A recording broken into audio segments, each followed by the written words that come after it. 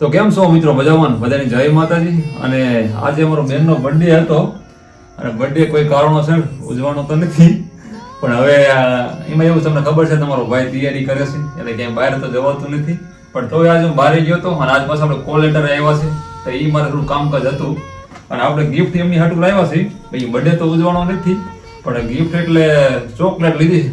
ઓલે કઈ કહેવાય, ડેરી મિલ્ક કહેવાય ને? હા, ડેરી મિલ્કની ચોકલેટ આવવાની લીધી તમે જો, એટલે એમાં દેવાની છે. તમે જોજો પેલા ચોકલેટ છે શું છે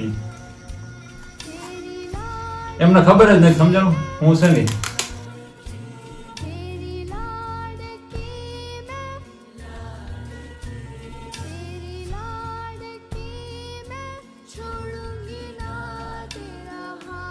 તો મિત્રો આપણે નાનું તો ગિફ્ટ લીધું છે, કેમ કે નાના માણસ નાનું ગિફ્ટ હોય ને, કડીઓ લીધી છે આપણે બોલ ત્યાં આવે ને નાની.